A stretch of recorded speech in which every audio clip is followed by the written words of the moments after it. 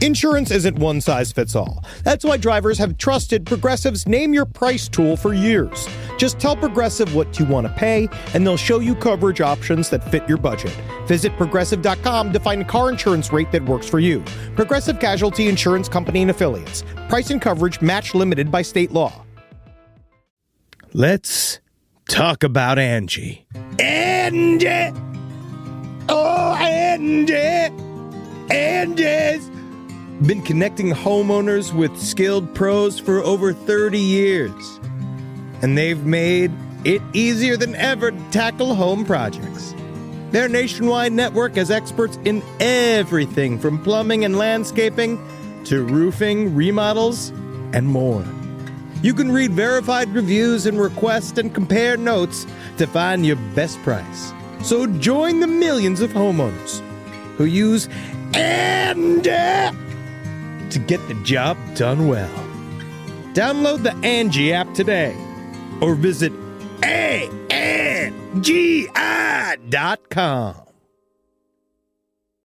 A roast as dark as the night, perfect for fueling the cryptid research and mad ravings required for your podcasting. Don't mind the red eyes. He's just trying to warn you of the bridge. The bridge. Finally, from the caffeine-addled brains of Spring Heel Jack Coffee and Last Podcast on the Left, we bring you Mothman's Red Eye Blend. Yes, delicious Panama beans. Go to lastpodcastmerch.com to order yours today.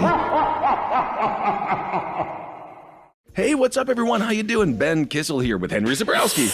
Yeah, it's me, man. Yeah, bro. Henry Zabrowski is smoking some of that sweet Last Podcast on the Left, babe. So go out there and purchase yourself some. I hope you enjoy it. We have sativa, we have indica, and we have a hybrid. And I have to tell you, from my personal experience, they are wonderful. Super tasty live resin. You really get the delicious weedy taste, which is what I like. And 3 different experiences. You go to your local vape store and get it. Absolutely. Thank you all so much for supporting the show. We absolutely love you. Can't wait to see you on the road and get that vape, put it in your brain, and have a good time. And if you want us at your favorite weed store, give them a call and ask for them by name. Absolutely. Last Podcast on the Left. It's weed. Hail yourselves, everyone. Hail Satan. There's no place to escape to. This is the Last Podcast On the left. That's when the cannibalism started. What was that?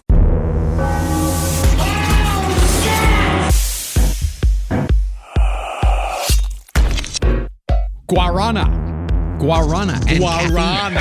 Guarana. Naturally sourced guarana. Justa, featuring caffeine and cola beans. Cola beans. You must get your naturally sourced guarana. It's always important when you start vocal exercises before the show to slide into all of the accents that you know so that you can really sort out where you sit as a person. So I always go to yo. That's person who cleans house. Yeah. And then there's like that is man who owns woman. Then you have Don't do that one. I don't know what that is. You see, Marcus, you already jumped to conclusions about what that was. That could have been anything and anyone, anywhere. That's my universal accent.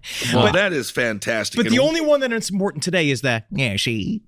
Yeah, come here, she. All right. Yeah. I do crimes in public, she, and you're liking me, she. You see, now I'm ready to go. I'm ready for the episode. And this episode, man, like, I went into full-on, like, Public Enemy era, like, documentary series. Sure. Next week, my goal is to have as many film noir movies pounded into my fucking, the beehole of my brain for the next episode. But, man, just that idea that, like, everybody was killing everybody and everybody was famous for it. And it was happening in such a short period of time. As opposed to what happens right now. Welcome to Last Podcast on the Left, everyone. I am Ben, hanging out with Marcus. Hi. And hanging out with Henry. And do you have something to say to Dog Meat? Why?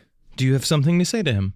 Are we supposed to see the thing about our episodes? They're evergreen. Mm-hmm. So do we want to put a timestamp on this? I think that it might be important for Marcus to experience his 39th birthday on the air. All right, Yeah. Marcus. Well, happy birthday. It was It's your only birthday. 9 years ago that you Thank were you. 30. Can you Yeah, it think really about was that? time that you ditched me so you could try I did and have not sex with a ditch- woman I and did fail not to have sex with ditch. that woman. I And did she would not ditch. have sex with him. He left his best friend's 30th Oh birthday my party. God. He No, only they're had not to even do each other it at the one time. Didn't time. even show up in the first place. Yep. Yeah, it didn't show up. I was there, Boulevard. Yep. Yeah, Boulevard whatever. Tavern, R.I.P. Also, I didn't know it was going to be a big deal because I don't celebrate my birthday too much or at all. And then all But of a you sudden, had a Marcus man was like, who was- you didn't show up to my 30th birthday. I was like, I didn't know we were in preschool still where we had to show up to all these events. I don't know why I don't know why you need to insult me to feel better about your guilt, but okay. See? I'm not feeling guilty. And he's been saying, I think my voice sounds different. I think it is the guilt of a decade of avoiding connection with his friends. And it creeps into your body slowly but surely, and it will turn into Gill's Bar syndrome, which Jenna Jameson was just cleared from. Yes, but she's still in the hospital struggling. Well, anyway, I did not realize that my presence was so important to you 9 years ago, that's the Marcus. thing. And why? Because I'm too humble to understand something like I that. hate you. All right. I hate you. So anyway, everyone, we are It's called on- depressed. Oh, humble. All right, let's get on with it. Ma Barker, part 2. So when we last left the Barker gang, the year was 1927, and all 4 of the Barker brothers were out of commission.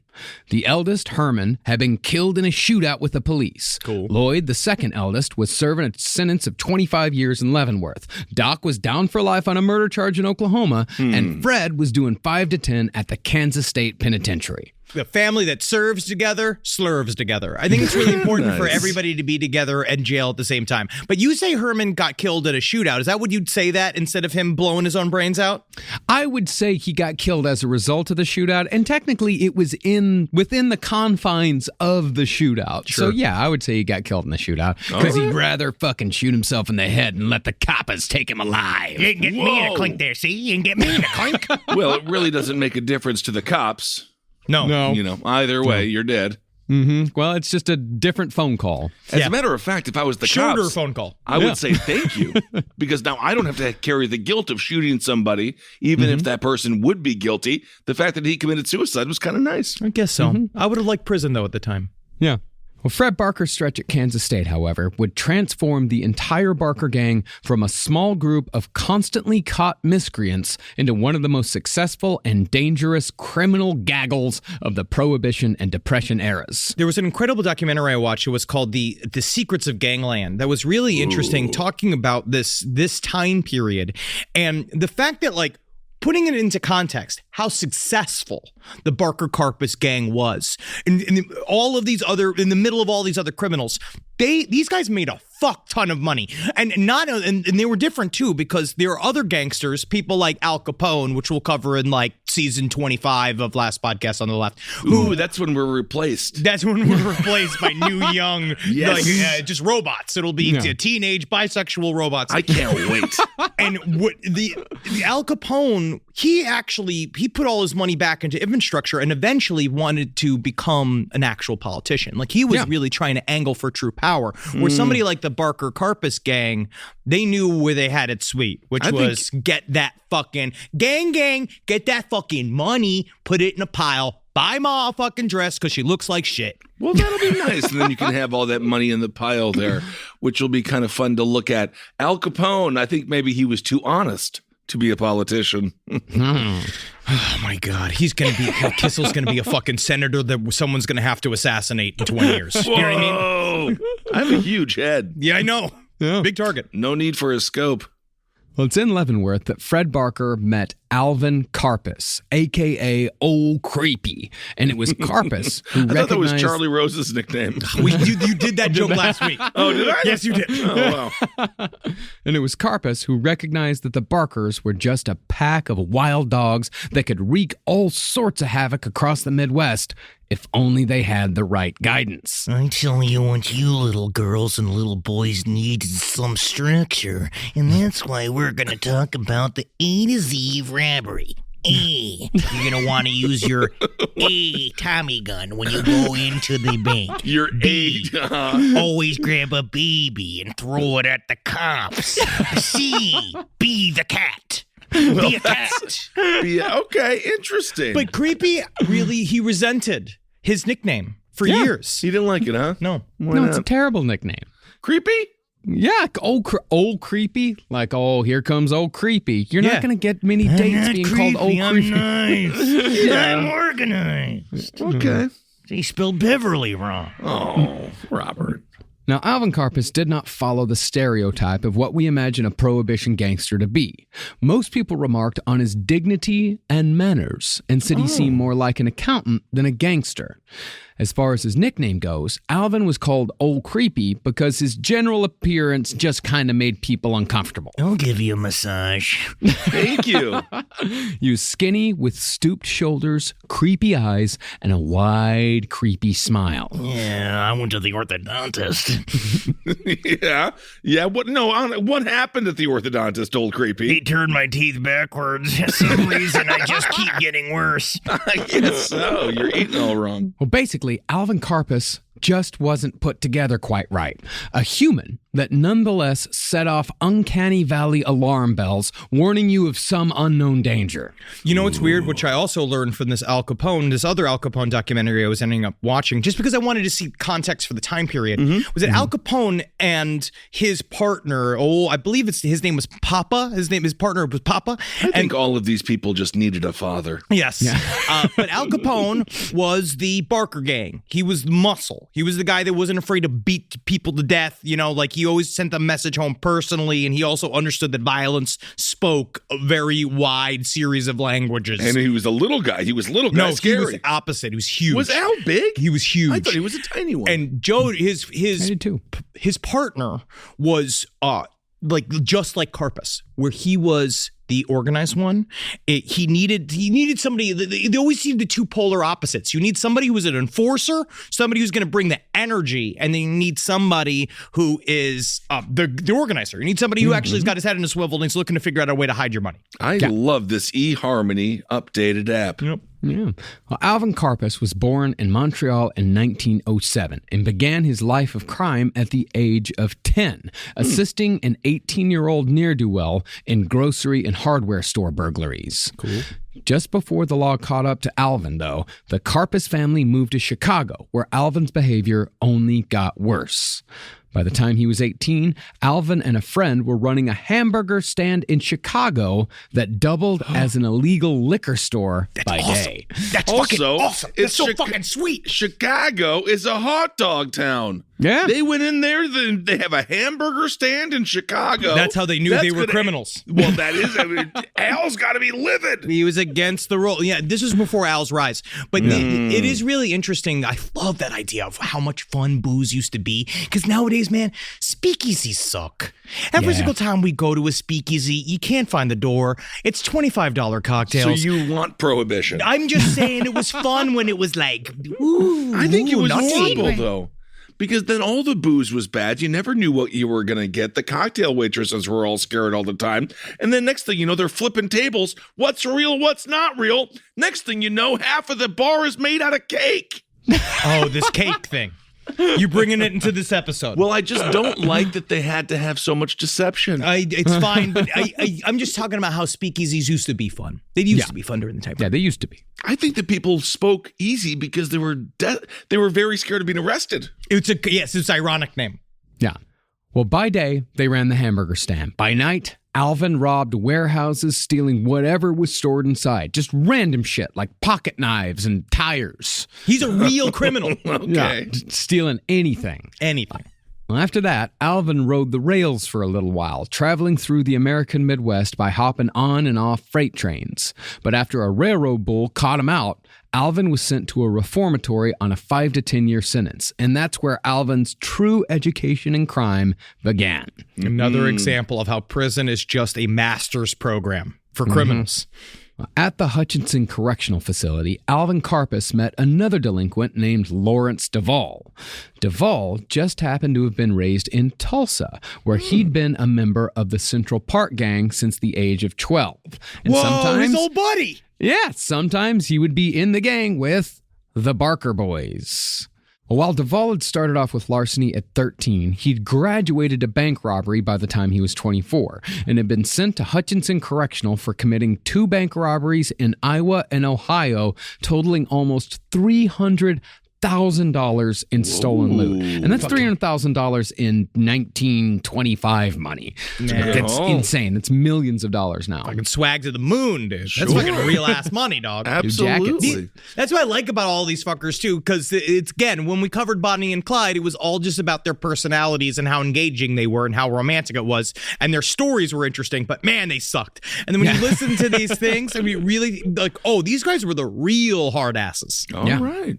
Now, since Alvin was a few years younger, he idolized Duvall, not only for his daring criminal exploits, but also for the knowledge Duvall had amassed while breaking into banks. Particularly, Alvin was impressed by how much Duvall knew about nitroglycerin, which was essential knowledge for any yegg worth his salt, lest he blow himself to pieces like so many amateurs before. That's fucking awesome. Yeah. That's so fucking sweet. It's a cool thing to know about. Yeah, nitroglycerin, because you got to fucking break those. You got to bust those vaults open with something. And if you don't have like a guy that goes tick, tick, tick, tick, tick, tick, tick, tick with his ear next to it, a safe cracker, if you don't got a safe cracker and you got to get through that vault fucking fast, boom, nitroglycerin, that fucker will blow across the street. But the thing That's is that you cool. also probably lose half the money in the process, because half You of it do. gets burnt up. People will probably notice too. I mean, but by then, what these guys used to do, and what we'll see as we cover, the thing that the Barker-Karpis gang, they did so good was full on, like, shock and awe. Yeah. They would roll in as a group and fucking, it would happen so fast that you wouldn't even know that it was happening. It would happen, and then all of a sudden they're killing everybody and shooting everybody, and they got fucking big old Tommy guns. Whoa, mama. It's like the Apple Dumpling Gang. Sure. Yeah, Remember or them? the buttercream gang. Oh, I love the Buttercream gang, especially when they're all making love to me. Yes, indeed. That's where the cream comes.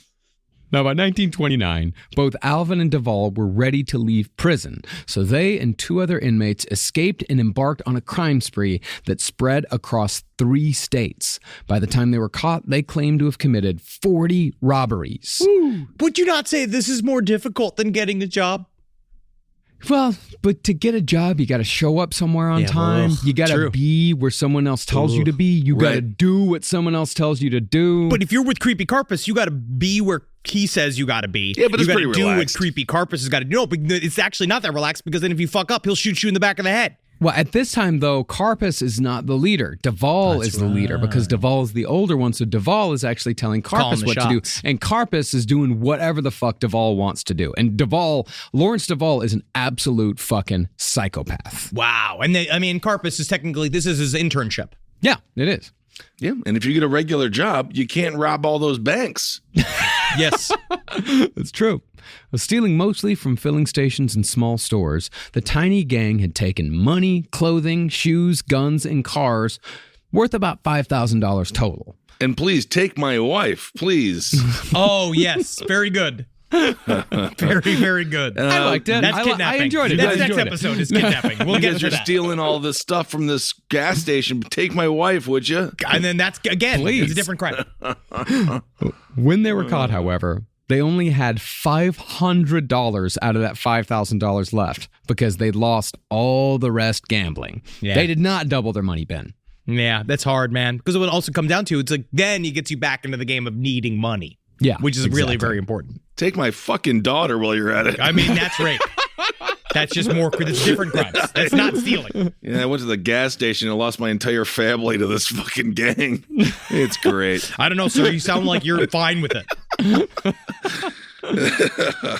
Now, both Karpis and Duvall were sent to Kansas State Penitentiary in May of 1930. From how it seems, Duvall was the one who introduced Alvin Karpis to his old Central Park gang buddy, Fred Barker. United and it feels so good. Coca-Colas. And once Fred and Alvin got to know each other, they found like minds. So they decided to work together after they both got out. Did they like speed date? Like how did they pull cards out of a hat to ask each other questions? I feel like how do you meet cute in know. prison? You sit down and you play Never Have I Ever. Never have I ever stolen a large man's family. It's all of us. Ah, dang it.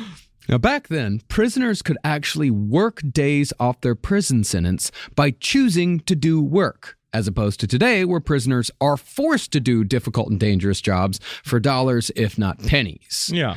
In Alvin Karpis's case, he worked a detail in the coal mines. Ooh. And by working out a commissary cash for time scam that I don't particularly understand with the long-term inmates, Karpis was out of prison in just 1 year. Man, this is he must have done a lot of work in that coal mine. He's a very good criminal. This is the guy who is actually very good at being a criminal. So he figures out, because again, this is also a time period. Would you say, people say corrupt. I would almost say pure. Everybody could be purchased during this time period. Every single person in the criminal justice system could be purchased. It's all just about money. Yeah, it is all about money. I would say that's the definition of corrupt. I know. Yeah, I know everyone that being purchased is like the most corrupt possible system you could be, where people, they break vows and, promises and all that for the promise of money. That is corruption defined. For the love of money. But you know what it is, $1 man? Million Man, Ted DiBiase taught us that. True, but when it comes down to penitentiary life, does it matter? You know what I mean? We're trying to get out of jail here. All right, but he was stealing from the banks, but the banks, they steal from us. It goes around in a fucking circle, dog. I think I would have rather been in my jail cell than in the coal mine, though. Very much so. Yeah, because you could all do the coal lung. You probably die young. I mean, by the end of it, he got 108 days chopped off of his sentence. Damn. All right.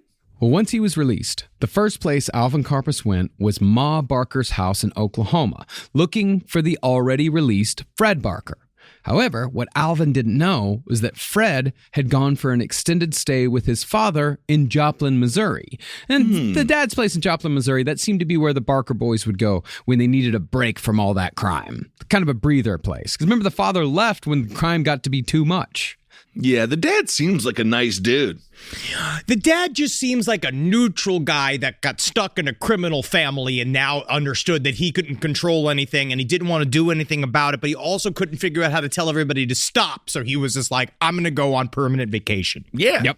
Nice dude. So when Alvin showed up in Tulsa expecting Fred, he found nobody but Ma Barker. Hi. Oh, hi. Yeah, fresh from prison, huh? Yeah.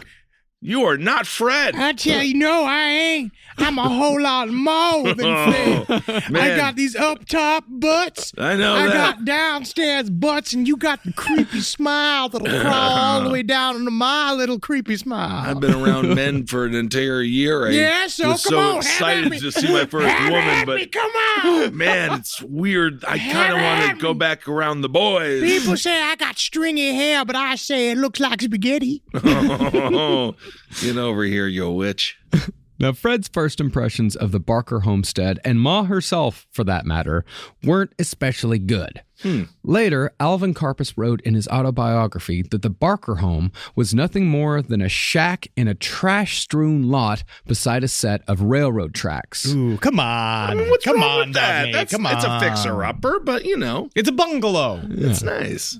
Alvin's first impression of Ma, upon first seeing her balancing herself on a box trying to fix a window screen. No, close it. The wind's coming. Oh, I'm feet heavy. I guess, that could be good in this situation.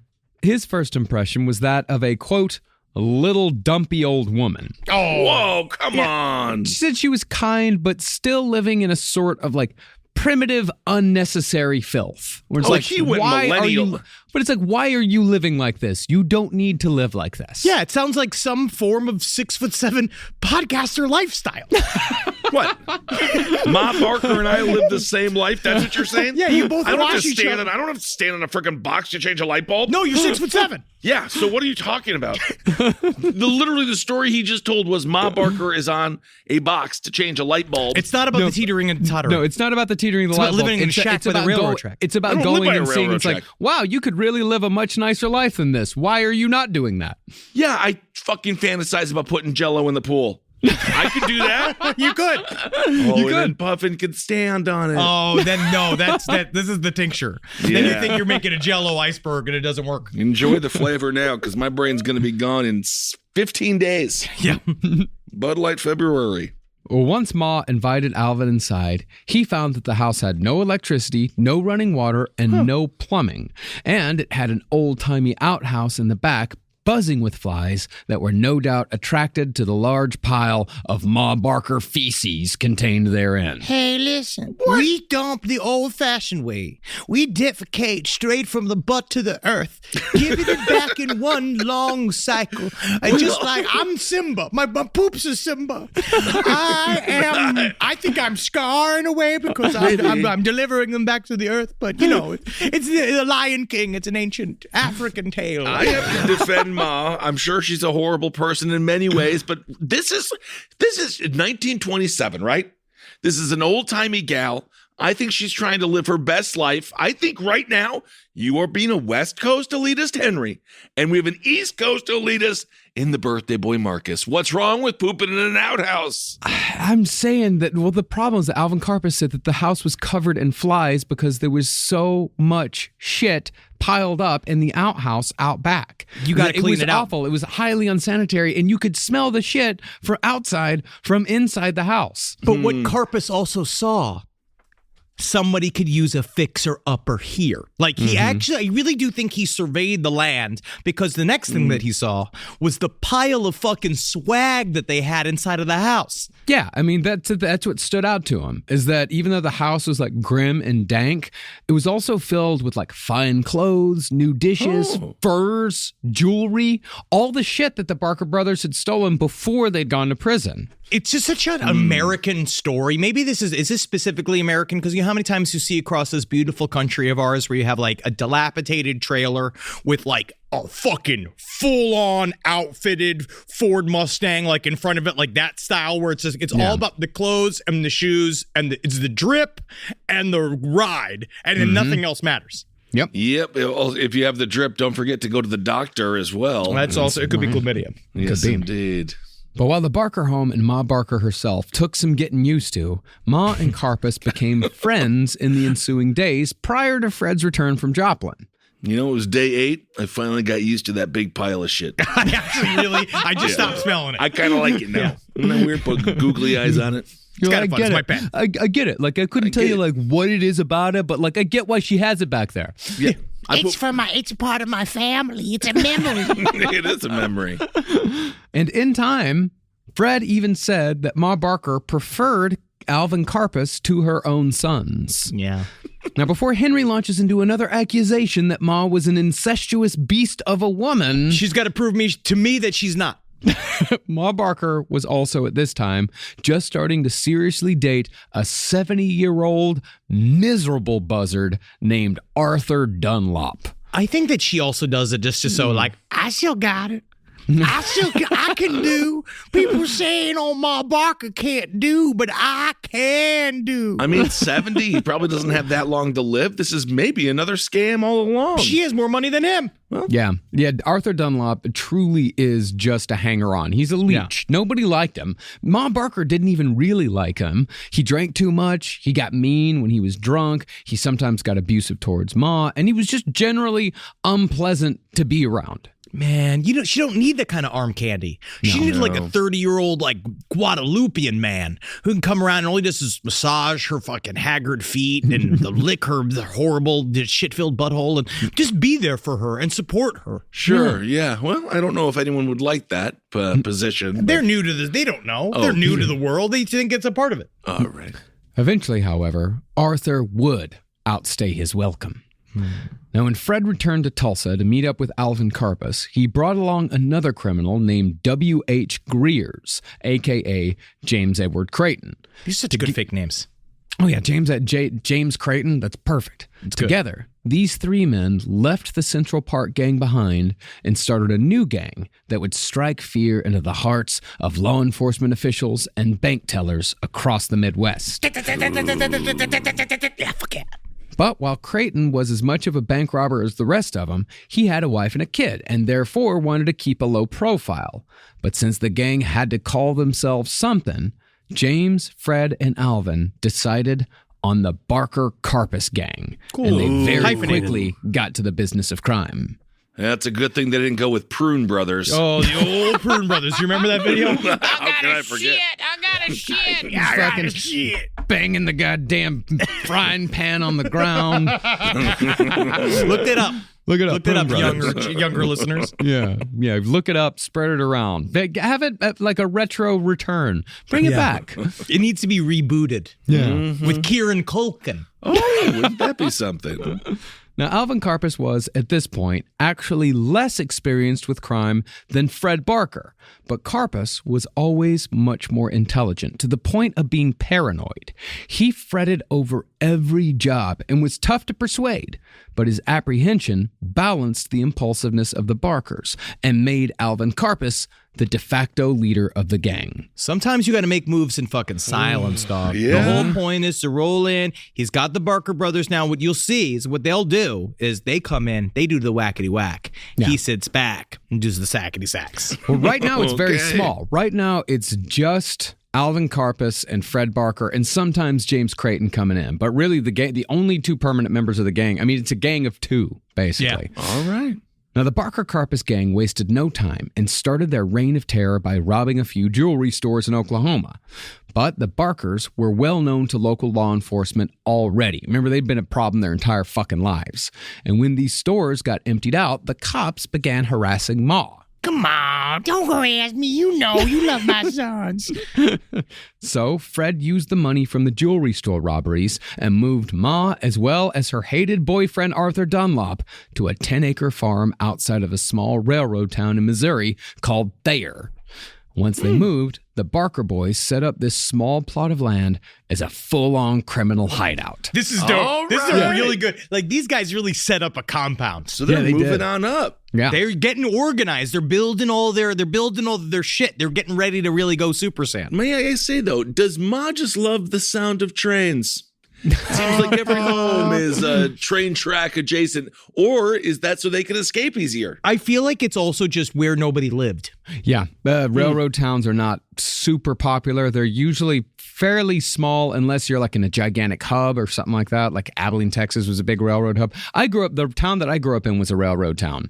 The only reason why it existed is because it was a stop on the railroad. But then once they took out the fucking depot and the tracks got torn up, that's when my town died. That's when that's when it like nicked the throat just a little bit. And then when the big conglomerations, the big corporations came in, that's when the throat got slit, and Rochester, Texas no longer exists. Well, I'm just glad it only happened there. Yeah. And it's not the American story for the small town. I can see Marcus putting his lipstick on, his little dress to go by the train station and wave at the boys. I just need them to know that even here in Rochester, Texas, that there's a woman that needs to be married.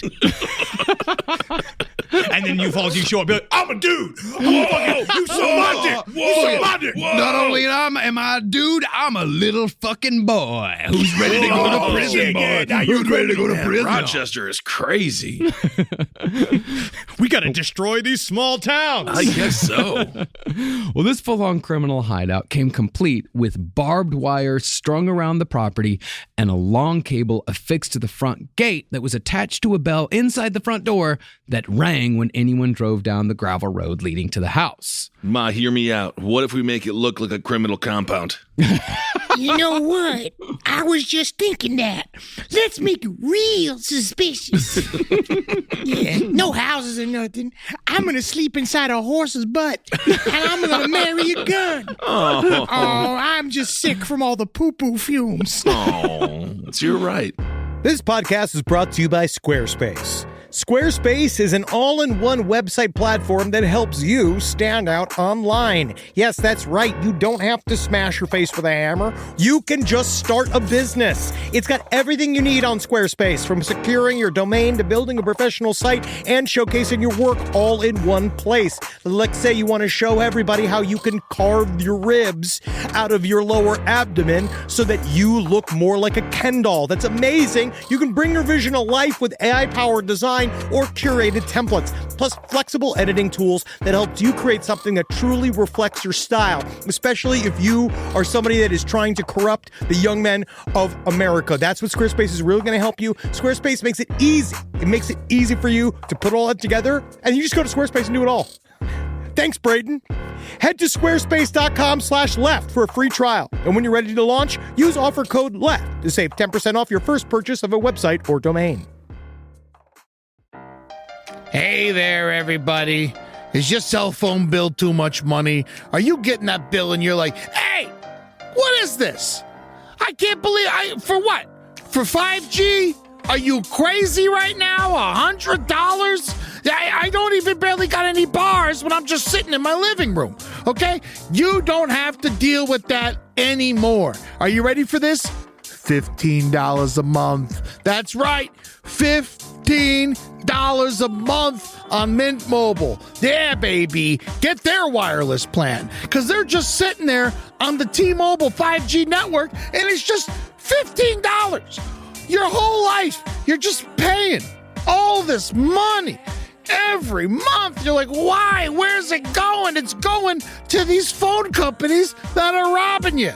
So go to Mint Mobile. Let them help you talk to your mom. So get your new wireless plan for just $15 a month.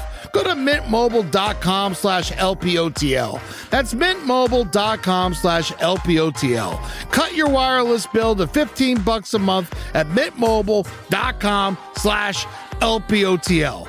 That's it. There's no catch. Upfront payment of $45 for 3 months, $90 for 6 months, $180 for 12 months. Plan required, $15 per month equivalent. Taxes and fees extra. Initial plan term only. Greater than 50 gigabytes may slow when the network is busy. Includes up to 20 gigabytes hotspot. Capable device required. Availability, speed, and coverage varies. See mintmobile.com. It's obvious we love true crime, but it does make us feel a little paranoid about what's out there, as it should. And that's why it's so important to get a home security system that gives you peace of mind. With SimpliSafe, you can stop crimes before they even start using their AI-powered cameras to identify threats on your property and alert US-based live agents to take action. Like arriving in a helicopter in the night, coming down from the helicopter, zipping down and breaking through the windows with their big axes, and going through the house, ripping through the walls, finding the criminals. It's easy to do. SimpliSafe has been a game changer for us. And the best part, there's no long-term contract. We've used it since the very early days of SimpliSafe here at LPN, and it keeps us safe, doesn't it? It keeps all of our thoughts inside the building. Then there's the ones we let out because they have to go out because that's a part of it. But SimpliSafe keeps the other thoughts safe. And for that, we say thank you, SimpliSafe. And we want you to experience the same peace of mind as we, which is why we've partnered with SimpliSafe to offer an exclusive discount to all of our listeners. Right now, you can get 50% off your new system by visiting simplysafe.com/LPOTL. That's half off at simplysafe.com/LPOTL. There's no safe like SimpliSafe.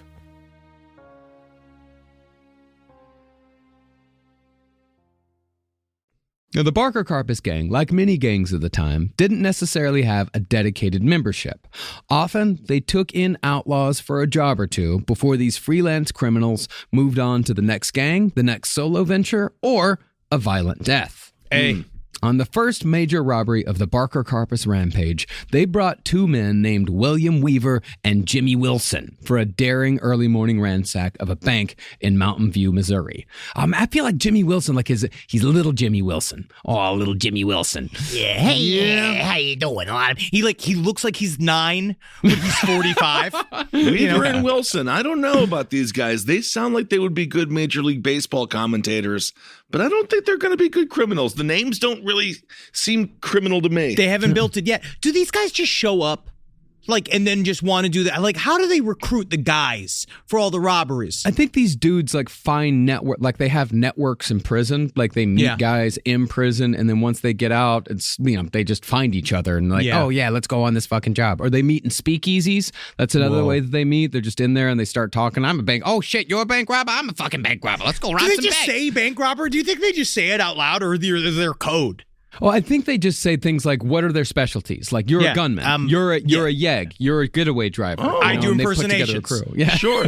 Yes. Maybe they meet over a plate of spaghetti and they both sucked on the same strand and then their noses kiss. Yeah. It might be, honestly. Well, on October 7th, 1931, Karpis and Weaver broke into the bank at 3 a.m. and hid for the next 6 hours, waiting for the bank employees to open up the place. Bro, hear me out. Do I look like a plant? No. I'm not moving. No, dude, no. Nice leaves. I can see your suit, though, and your hat. You're a man. Damn it. Once 9 a.m. came, Karpis and Weaver leapt out, catching the employees unawares. One employee, however, managed to hit the alarm just as the crew was stuffing the last of the cash into sacks. Remember, there's only a 2-man crew here, and the cops showed up just as soon as Karpis and Weaver were hopping into the getaway car driven by Jimmy Wilson. I had to get yellow pages so I could reach the wheels. Come on, boys. Come on, boys. You're crushing it, buddy.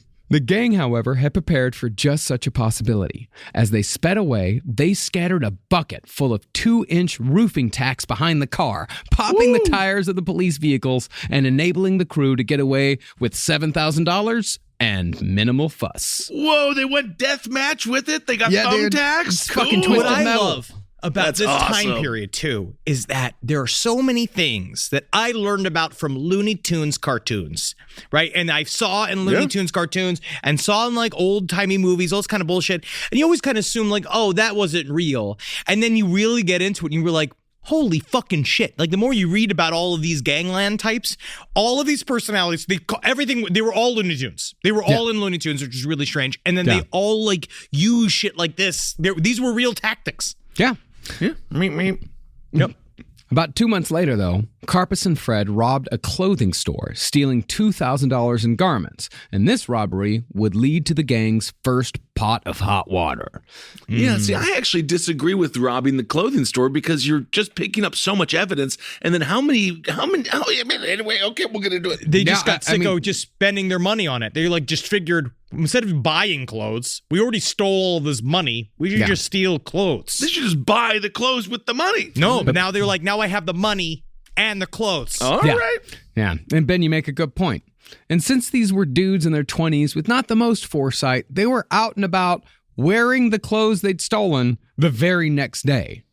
So while Karpis, Fred, and William Weaver were having a tire fixed at an auto garage, the mechanic recognized the suits the outlaws were wearing as the same clothes that were reported stolen, because I guess the mechanic had a keen eye for fashion. I just think that phones have ruined our attention span. Yeah. And that the people used to be able to pay attention to things and remember things. You can just see all the dye packs exploded and all their all suits. the patches and shit.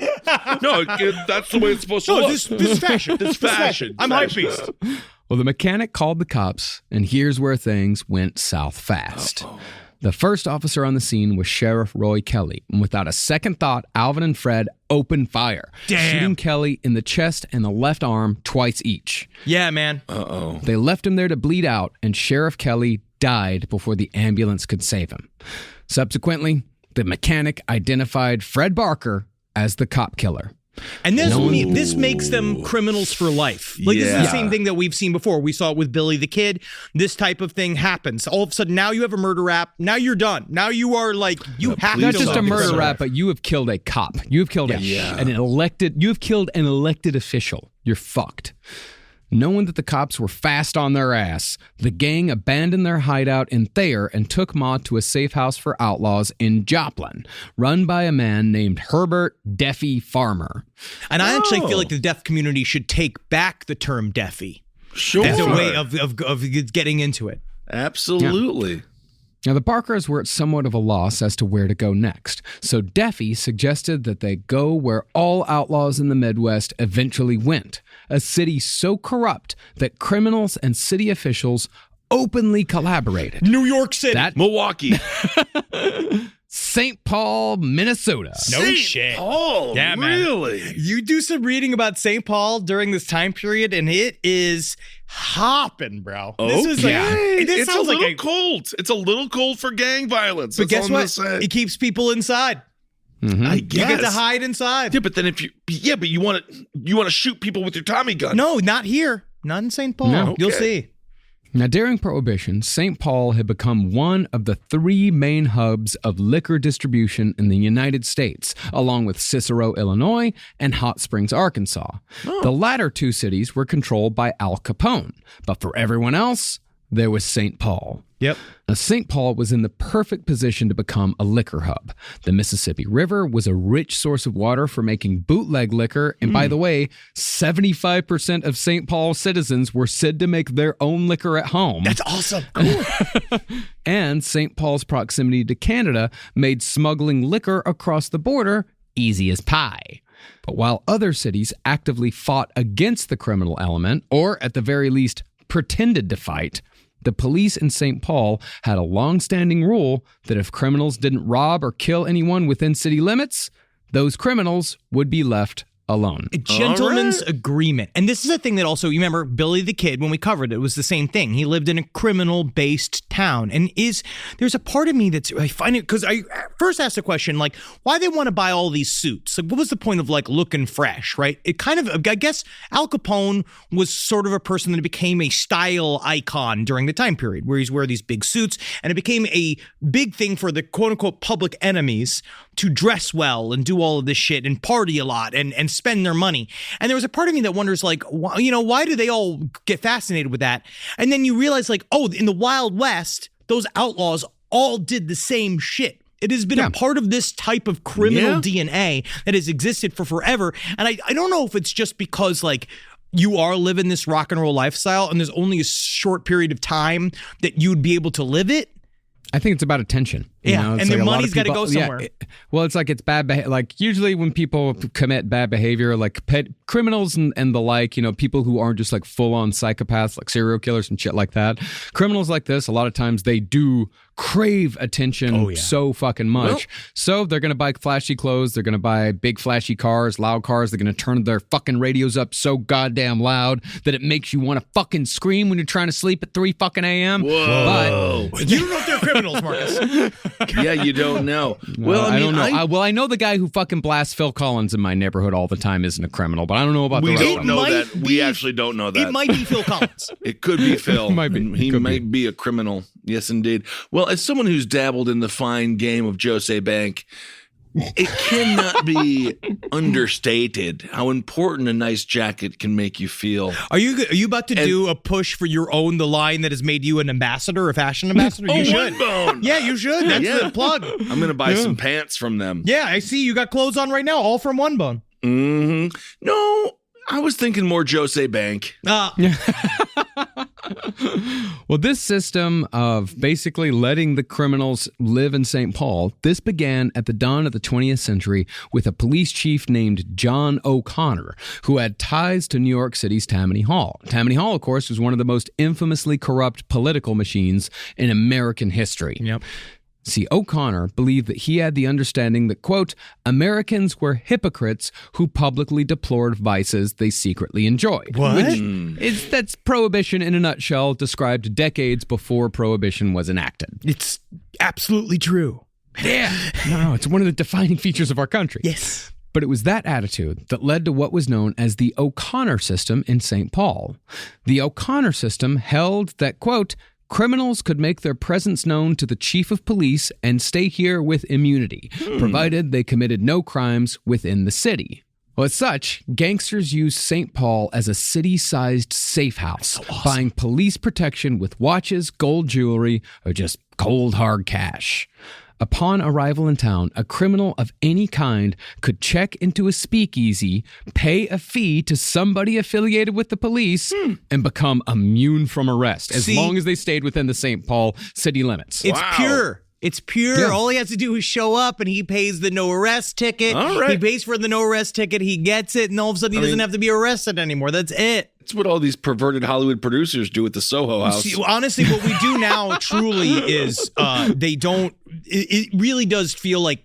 That's why I keep saying like pure. They had like a system. Now it's all like unsaid. Like Al Capone was replaced by Amazon. Like it's the same mechanisms where they bribe and they grease the wheels of everybody they come in contact with, but it's legal because they're a corporation and not just, even though they are, same thing, Al Capone he was serving goods to the people. He was giving bootlegs. Yes, he obviously did a lot of crime. Not quite as good as Amazon. No, I can get sanitary wipes and a treadmill all in one go. But wait till Amazon creates a private police force, which you know that they already do have their own things or run their own facilities. And once they start like renting them to the government, we'll see how we all feel. Yeah. A lot of police and by the forces. way, in St. Paul, that, going and paying at a speakeasy, paying the no arrest fee, that only kept you immune from arrest from the St. Paul Police Department. If Minneapolis decided to fuck you up, nothing doing. It did not matter at all. The craziest part about this, though, is that it actually worked. St. Paul was the safest city in America during Prohibition. As Chief O'Connor put it, the city was being pillaged and robbed before his tenure, so he brought peace to St. Paul by choosing the lesser of two evils. We side with the evils. Yeah. Yeah, you just become evil. You just join the empire. You're like, I'm here. Yeah, and since so many criminals were coming into St. Paul, so too was their money coming with them. St. Paul became a criminal boomtown, with cops, corrupt politicians, and gangsters making profits hand over fist at the speakeasies, casinos, and brothels that all operated without impunity, just so long as the right people got paid. Oh, yeah, what a great day at the old St. Paul brothel. Mm-hmm. Yep. Oh, yep. It's interesting. I am a janitor here. Oh, good. Yep. And I actually worked in hair salons for a long time. Good. Yep. More hair on the floor at the brothel. Isn't that weird? Yeah, it is weird. These women are German. They still serve hot dish at this brothel? Oh, you got to serve hot dish. In between the sessions.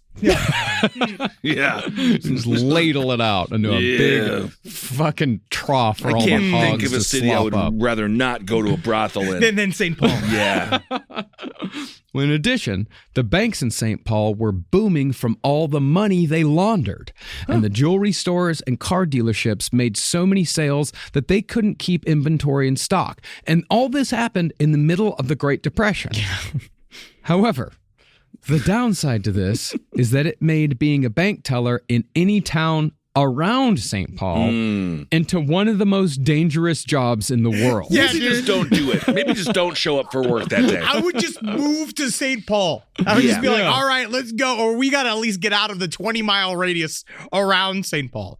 Yeah, to commit robberies, gangsters would just drive outside of St. Paul city limits. Or if they were especially polite, they would drive outside of Minnesota altogether. Nice. That's nice. And once they were a safe distance away, they would hit whatever banks, trains, jewelry stores, or payroll trucks just happened to be lucky enough to grab the gangsters' attention. Then the gangsters would return to St. Paul to fritter away their ill-gotten gains and the criminal economy that St. Paul had created. All right. Because I can imagine St. Paul just like, that must be such a sight too during the Depression, where like the Depression, we had the recession in 2008, but the Depression wiped out a chunk of American money. Like people were fucking destitute. It destroyed the country. Oh, the recession. It's nearly impossible to really picture what the Great Depression was really like. It's almost impossible for 21st century Americans to really picture it. And the fact that St. Paul was blasted was like, there obviously it does eventually get to a point where like all these cops are making their money, but eventually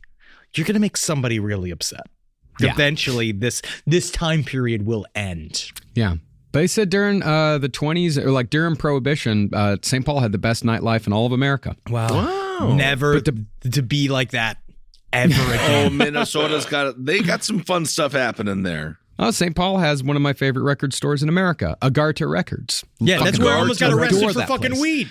In St. Paul, not at the record store. Yeah, not at the record store. You didn't get arrested. No. You had a snooty Minnesota man come and kick you out of your hotel room. The police are on their way. They are on their way, you mister. You slanderous mister.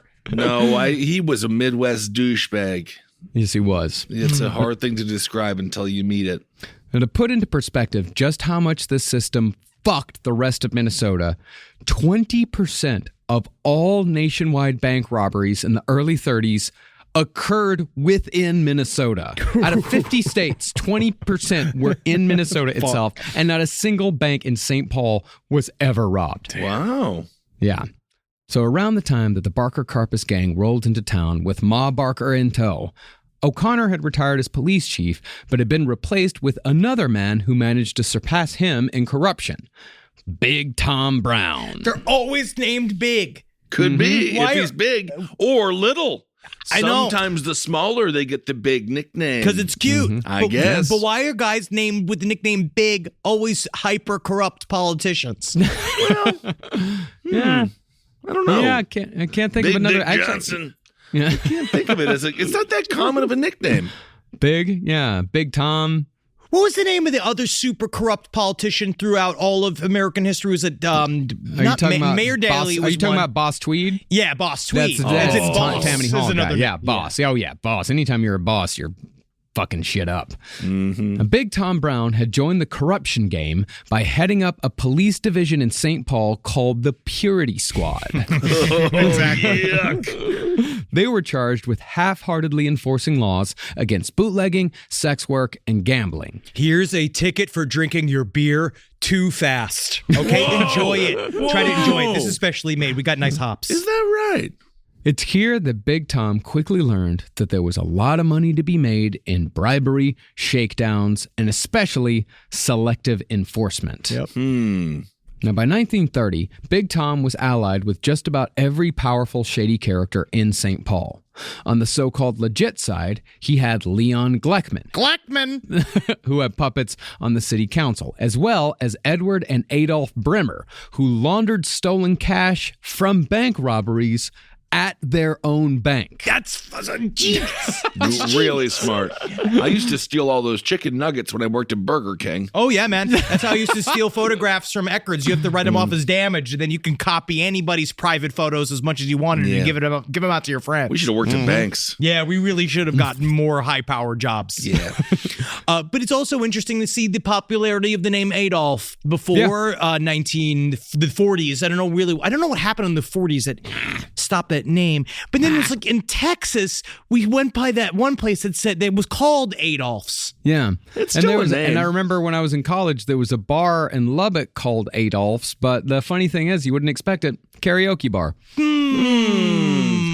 Well, was it in a train car? It was in a strip mall next to the mall. If it's called Hitler's, it's a problem. But Sure. Adolf is still a name, although it's a bad name to give your child because they're going to get called on first. People get upset. Yeah, never put them at the top of the alphabet. Yes, it's annoying. Well, on the criminal side, Big Tom's contacts were Jack Pfeiffer, owner of Hollyhocks Casino, and Harry Sawyer, owner of the infamous Green Lantern Tavern. Ooh. And through the Green Lantern and Harry Sawyer, Tom Brown became involved with the Barker-Karpis Gang, who needed someone to help them launder all this dirty money. You know, for all of his individualism, it's really interesting to see how much infrastructure is needed. Like how much stuff is needed to keep a criminal enterprise going. Again, slowly becoming a corporate hierarchy, but it's all about robbing banks. Yeah. You know Tim Conway?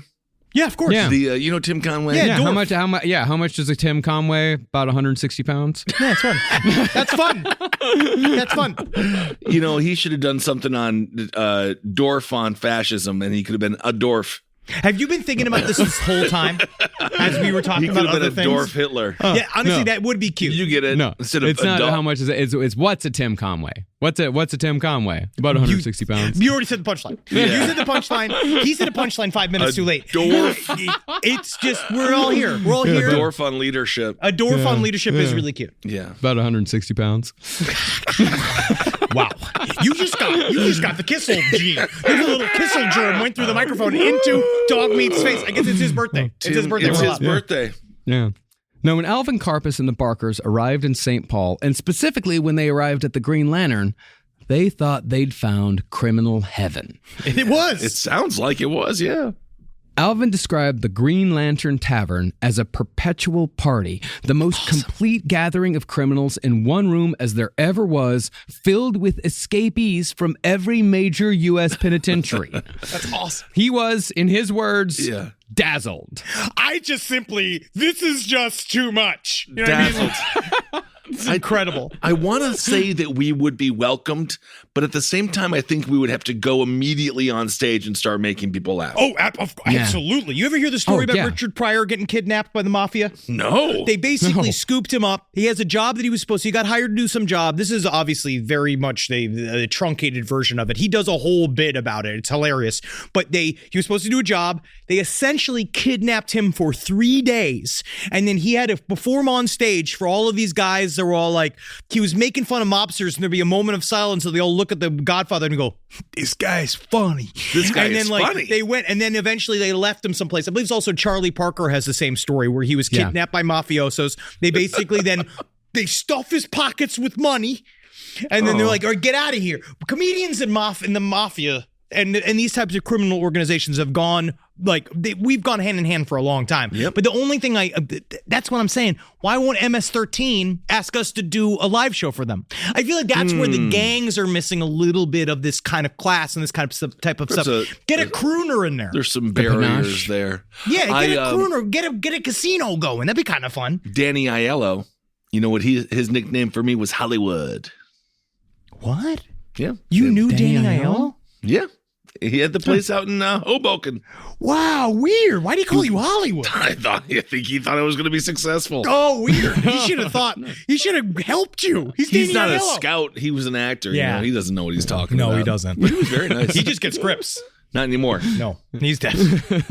Well, soon, the Barker-Karpis gang met the owner of the Green Lantern, Harry Sawyer, who was described by Alvin Karpis as a, quote, roly-poly Orthodox Jew. And once they showed they were on the level, the Barker-Karpis gang was welcomed into the St. Paul criminal world. All right, this is what I got to confirm you. Okay, listen, if you want to be a part of this here, you want to be here in the St. Paul scene, what you got to do is be able to, can you make the shape of a butt with Tommy Hole bullet guns?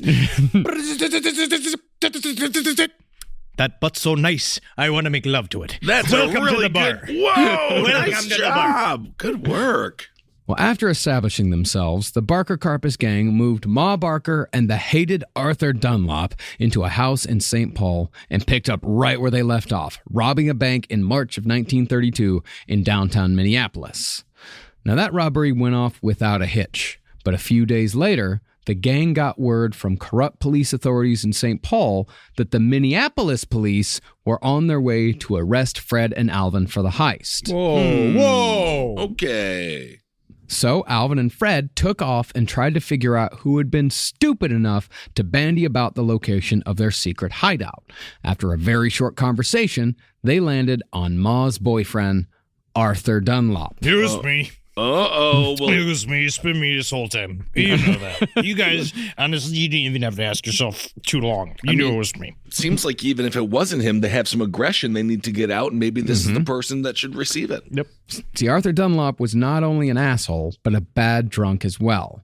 Consequently, more than once, he'd had a few too many at the local speakeasy and bragged about being a confidant to the Barker-Karpis gang, and probably bragged that he was fucking their mother as well. Ooh, that didn't make them happy. I don't think that made them happy at all. Well, I think they were fine with that. It was more telling people about where they were living. But they never liked him. They never liked him. They were all very close to their mother. And then Ma Barker, I guess, he must have had a huge hog or something. There must have been something. It was something he provided. Maybe he was just because he could be led around by the nose. Yeah, just companionship, probably. Yeah. See, by this point, Alvin and Fred had become somewhat famous in the odd true crime celebrity scene that sprung up around Prohibition and Depression-era gangsters, and their pictures have been featured in the latest issue of True Detective magazine. And you know that really must have, because on one hand, they think it's awesome, right? Yeah. Because they're getting all this coverage. But the thing about the Barker-Karpis gang is that they weren't like Bonnie and Clyde. They didn't like too much publicity. They didn't want people to really know what was going on. So it must have been a really double-edged sword. But it is also really interesting to see how many people were pulling for these criminals. Because a lot of the times they robbed banks, which is especially heading into the Depression era where everybody wanted to see the money. They wanted to see you rob a bank. Yeah. And then the people a lot of times they murdered were police. And that was another thing that people at the time were really excited to see you do, as long as it wasn't a bunch of innocent people. But the thing about all of these gangs, especially the Barker-Karpis gang, is that they were incredibly violent. And so eventually it would go to a lot of people. A lot of people would get murdered by them, not just police officers. And then the tide starts to turn. Yeah, the Barker-Karpis gang was incredibly violent, incredibly impulsive, and they would do anything to stay out of prison. Anything at all. Absolutely anything. And I think the only reason why they gave themselves a name, it's not for, to get press or anything like that. It's just for rep in the criminal underworld. Yeah. So when they went to recruit guys, they could just say, we're the Barker-Karpis gang. And the dudes are like, oh, something. Fuck yeah. Like, I want to be on your next fucking job. I mean, they wouldn't do anything to stay out of prison. I mean, because they kept on committing all those crimes. Well, yeah, they could have just gotten a job. Yeah, they could have like a teacher. Oh, anything else. Most jobs you don't end up in prison. Most jobs. So they could have like done something like that, like a chef. But anyway. Well, an unnamed snitch read about the Barker-Karpis crimes in True Detective magazine and reported their location to the authorities, which, of course, that location had been relayed to the snitch on accident by a drunken Arthur Dunlop. You know, we're living up on the trench tracks. We got a whole system to make sure that nobody knows it gets in there. It's a gate. You can look at the gate. There's barbed wire over there. Wow. Yep. Wow. I'm fucking their mother. I can't. It's fucking great. She's got a head full of spaghetti here, and she's got, honestly, I've never seen her vagina, but I felt it. Yeah, that's crazy. You told me all that. Now, when Alvin figured out what had transpired and confronted Dunlop about it, Arthur confessed and blamed his behavior on the drink. It's me. It's me. You know what the problem is? It's the grains. I'm allergic to grains. Oh, is that the problem? Yeah. The gluten. It's the gluten. It's the gluten. I'm anemic. And this is all while he begged both Alvin and Ma to forgive him. Please forgive him, because he knew what was going to happen if they didn't. I think he knew what was going to happen no matter what they said. The decision as to what should be done with Arthur fell to Alvin and Ma, because the two of them were oddly close. So close, in fact, that Dunlop would accuse them of having a sexual relationship anytime he wanted to get mean. Wait, that's the mom and son. No, that's Karpis. Alvin Karpis. Oh, okay. Karpis. So they did want to have sexual relations. They could. Okay. Yeah, they could. And Alvin kind of hinted a couple times in his autobiography that maybe him and Ma shared a couple of magical nights together. Because you know what it is? You know, people say a lot of things about Ma Barker, but I feel like you reach a certain age and you begin to know how to pleasure a man in a specific way. And yeah, maybe you don't got the same gams that used to, and maybe you smell a dookie from the nearby outhouse, but if you really know how to hit that swerve. I mean, Alvin Karpis did write about it in a way that it sounded like he knew something that everyone else didn't. Special magic. Made Ma Barker, I guess, a special woman to him. Special woman. Maybe he found the secret of the prostate. In the fucking dark, every hole is a glorious hole. I don't think that's true. Yeah, you see, you better be careful. In fact, I know for a fact that's not true. Listen, you got to pinch your nose. You got to be mostly blind, and honestly, it really helps to drink a bottle of whiskey. And then, really, when it comes down to it, it doesn't fucking matter what happens in there. Yep, pre-World War II, we didn't have an identity yet. No. So after driving around and talking for hours, Alvin convinced Ma that she and everyone else would be better off without Arthur Dunlop. Ma was sent to Chicago, and while they told her that Arthur was quote-unquote going to Kansas City. Wait a second. Why are you guys doing the quotation fingers? Yeah. Why are you guys doing quotation fingers? I thought that we were going to Kansas City. Yeah, we're going to Kansas City. Stop using the quotation fingers unless we're not going. I think Ma had a pretty good idea what going to Kansas City really meant. It's the big wink. It's the big wink. It's the fact that they're nowhere near Kansas City. Yeah. Arthur Dunlop's dead body was found on the shores of Lake Fremstead in Wisconsin with his brains blown out, naked and obviously tortured prior to his death. From the coroner's report, his mustache had been partially severed and it hung grotesquely from his face. They got Arthur good. That's that untapped aggression you mentioned earlier, Ben. They took it out at that point. Wow. Yeah, they just cut it off his fucking face, and you know it was when he was fucking alive. Definitely. Yeah. Now, nearby gas station workers said that they'd last seen Dunlop in the company of Alvin Karpis and Fred Barker. But Karpis maintained that it was actually Hollyhock's owner, Jack Pfeiffer, who took care of Arthur as repayment for some unnamed distasteful jobs the Barkers had done for him. Distasteful. What could that be? Fucking clean out my fucking butthole hairs. Thank you, Marcus. Yes, it's his birthday. It's Marcus's birthday. He said butthole. Nice. Just take that. Just get a little comb, like the tiny, like lice comb, and I want you to comb out all the fucking dingleberries on my butthole. Let's dog meat doing that. And if you fucking pull out one single hair, I'll shove it in your fucking mother's eye. Yeah, stick it up your Wow. Reportedly, Ma Barker was actually quite happy when she heard of Dunlop's gruesome fate. What a day. Nice. And since Big Tom Brown had tipped off Fred Barker and Alvin Karpis that they were the main suspects in this murder, the Barker-Karpis gang escaped retribution. From there, they only got more bold and more violent. And on September 29th, 1932, they participated in one of their most daring robberies at Citizens National Bank in Wahpeton, North Dakota. And 1932 is also about the time the bank robbing starts getting real fucking hard. Real hard. Yeah. The crew this time was Fred Barker, Alvin Karpis, Alvin's old buddy Lawrence Duvall, remember the guy he was in the reformatory with? Yes. Famous Yeg, Harvey Bailey. Harvey Bailey's an interesting character, too. I started doing a little research into him. They call him the Dean of American Bank Robbery. He was like one of the most successful bank robbers in the history of the world, but he did go to Alcatraz, but he died a peaceful death at 91 years old. 91. Wow. And the last guy on the crew was Bernard Big Phil Courtney. Big Bernie was taken. Yeah, I guess so. It Bernard was taken Big until Phil. I was just like, well, some people keep telling me I look like a Phil, but I don't even know. Am I boring you? Big Phil. What's your name? It's Bernard. It's Listen Bernard. again. That's why I just call me Phil, even though it's not my name. I barely answer to it because my name is Bernie. These nicknames. Everybody's got them now. Yes, indeed. Is it Phil F-I-L-L? No, I'm not an asshole. Okay. Wearing long overcoats and carrying Thompson machine guns, the Barker-Karpis gang looked to all the world, minus the guns, as bankers themselves, which gave them an edge of surprise. So cool. Just hanging out, because you've got all these suits on and shit and the cool hats. But like the guns are such a It's under the Tommy overcoats. gun? Yeah. But I mean, they can't hide it that well. It's a time period. It's a huge thing. It was very quick. Yeah. They weren't hanging out and eating. They weren't having flarken, whatever the Swedish version of having a coffee and a pastry was. You say flarken? No. I said a Swedish word. But these guys are all in a bank. They're just sitting there. They're not there for a long time. Okay. Yeah.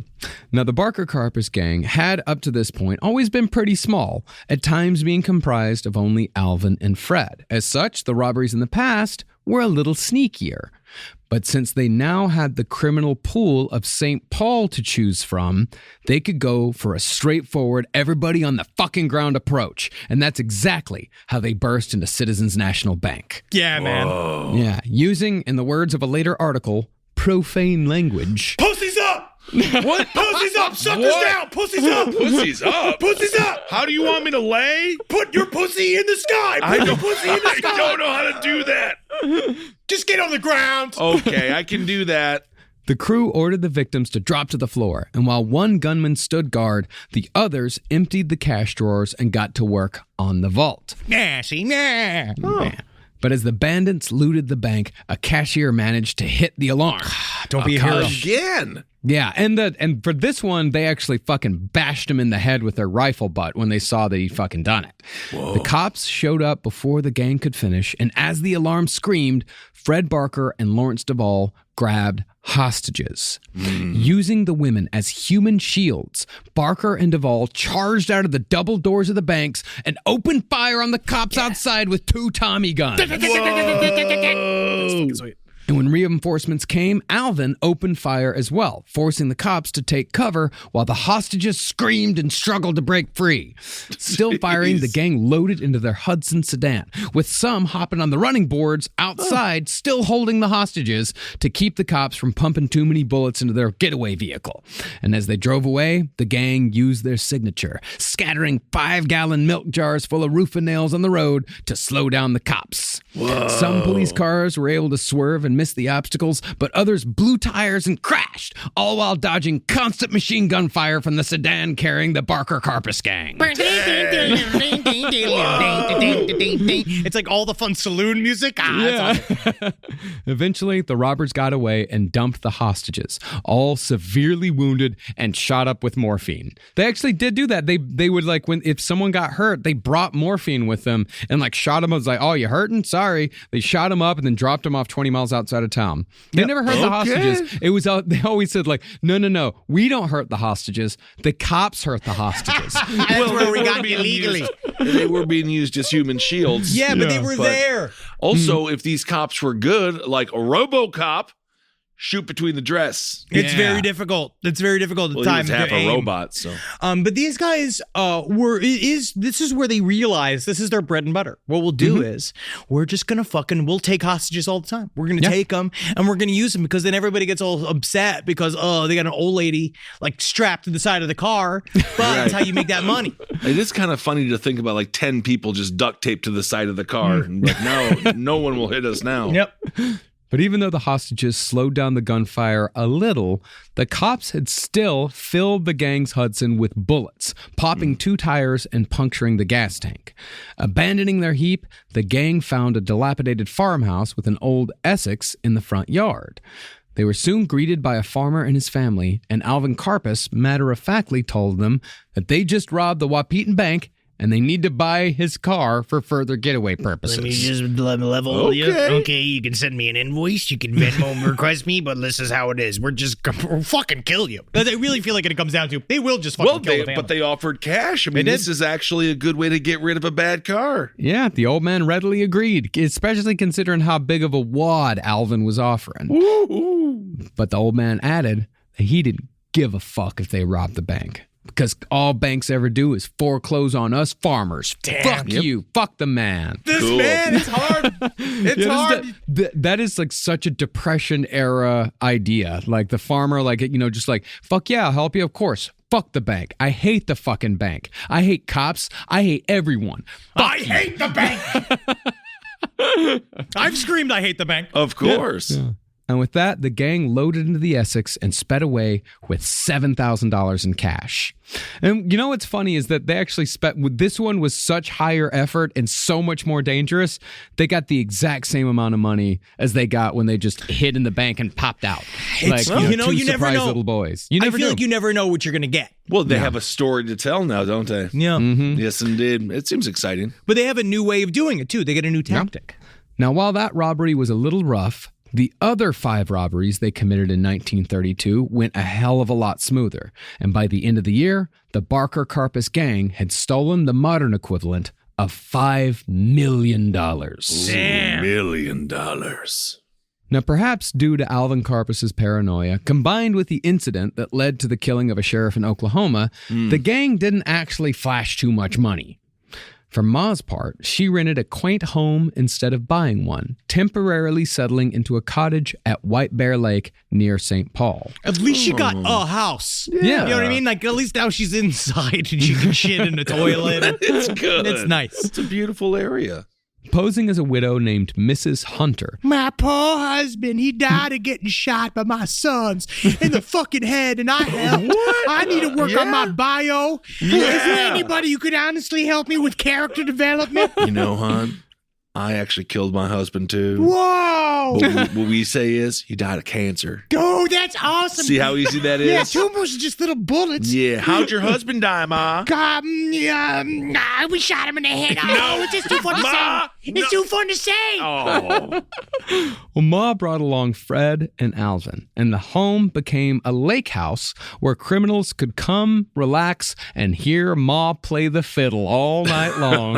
Okay, everybody gather around. This song's called Heavy Door Opening in the Basement. This is great. Okay, and this sound's called Bunch of Spiders at the Square Dance. This is a really good one. You will sit and enjoy my hospitality. I just got a toilet. I'm telling you, I think I'm just drunk enough to think this is good. This is a paid ad by BetterHelp. Stigma shows up in a lot of different places. I know I had to explain to my handyman about the devil imagery in my home. I had to explain that in our home, El Diablo es bueno. And he reluctantly agreed. I think largely just because he was in my home and he was scared. But over time, he began to see, the devil can be my amigo. See, even in 2026, stigma can get in the way of a lot of things, right? My handyman almost didn't put up my floating media cabinet, right? You got to get support for your mental health. Maybe you've encouraged friends to consider therapy while avoiding taking the first step yourself because you're busy, worried what others will think, or telling yourself you should handle it alone. No, you need a team. Get therapy with BetterHelp. the world's largest online therapy platform. Give me a space to slow down and talk through what's building before it feels unmanageable. So let's take a short questionnaire to identify your needs and preferences, and BetterHelp will handle the initial therapist matching work for you. Their industry-leading match rate means BetterHelp typically gets it right the first time. Feel confident knowing BetterHelp therapists work according to a strict code of ethics and are fully qualified. So don't let hesitation hold you back. Find support with BetterHelp. Sign up and get 10% off at betterhelp.com/lastpod. That's betterhelp.com/lastpod. Everyone's talking about protein lately, but how do you actually get enough of it? Muscle Milk. Muscle Milk has a great tasting new formula with no artificial sweeteners, flavors, or added colors. It's high quality, complete protein designed to support healthy muscles with fewer ingredients than the previous formula and 26 to 42 grams of protein for when you're stuck in meetings or need a post-workout recovery. Available in chocolate, vanilla cream, cookies and cream, and strawberries and cream. Try the new great tasting Muscle Milk today. Available in stores nationwide. Muscle Milk. Protein for all. Back to school season. You've got the new backpack, the folders, the 17 highlighter colors, but there's one essential that never makes the shopping list. Their pillow. And we all know better school days start with better sleep. So we've got big news. Coop Sleep Goods is running their back-to-school sale. Save 20% on the entire collection. Spend $150 or more and get a free gift. The sale starts July 28th and ends August 25th. From cooling pillows to mattress toppers that transform thin dorm room mattresses. I mean, the only thing left to blame for a bad night's sleep is their insomniac roommate. Coop's pillows are adjustable, built to fit how your kid sleeps, whether that's a twin XL dorm bed or their room at home. Spend $150 or more and get a free Ultra Tech pillow protector. Head to coopsleepgoods.com/comedy. That's COOP sleepgoods.com/comedy. 20% off plus a free pillow protector with $150 or more. Now, the Barker-Karpis Gang had proved that the bigger the gang, the bigger the score, especially if you have permanent members you could trust. And after all, who could you trust more than family? I don't know who you trust more than family, except for the fact that a lot of times when people if you make your brother your financial manager, a lot of times they just take all your money. Family is actually difficult to trust. Yeah, it can be. So, using some of that big wad from the Wahpeton score, the Barkers hired a private investigator and former police chief named Jack Glenn to negotiate the release of Doc Barker, who was still serving life in prison for the murder of a 68-year-old night watchman. No, I really think this is interesting where they hired a police officer to quote-unquote negotiate with the prison, which just seemed to mean they gave him a big chunk of money, and then that man went and gave the prison money. Yes. And then they just let the man go. You know, it seems to me like sometimes you should be sentenced to the amount of life that the person that you killed had left. Yeah. You kill a baby, you got life in prison. If he killed a 68-year-old, we'll say he lives until, let's give him 80, 12-year sentence. So everyone you just kind of assume 80 for everyone. So you just take someone's age, you subtract that, you take someone's from age that they were killed, and you subtract that from 80, and that's your sentence. And if you kill a 90-year-old, you should get 10 years of UBI. Yes, and you get to just live for free on the government's dime. Absolutely. So anyway, it's a theory. Well, acting as a go-between, Jack talked corrupt officials at the Kansas State Pen into releasing Doc early. And after the Barkers put up an untold sum, Doc did indeed leave as a free man in September of 1932. This is also important. I view this almost as like they were building a little business. It's the same thing where you have to put money in to get money to come out. Yes, indeed. After that success, the gang figured they'd try the same thing with Lloyd Barker, who was doing 25 years for the much less serious crime of robbing a mail wagon. I pointed a gun at an envelope. I'm here in the worst place in the world. That's a federal crime. But Lloyd Barker was at Leavenworth Penitentiary, and Leavenworth couldn't be bought. So Lloyd was left to rot. Now, any member of the Barker-Karpis gang would have expected this same treatment. And what was more is that the penalty for failure in springing a Barker-Karpis gang member was often death. Yeah. This thing, you're getting into an arrangement with a group of highly violent, unpredictable people, unscrupulous. When a lawyer was unable to secure a not guilty verdict for Harvey Bailey, that lawyer was shot and killed by Fred Barker on a golf course the next day.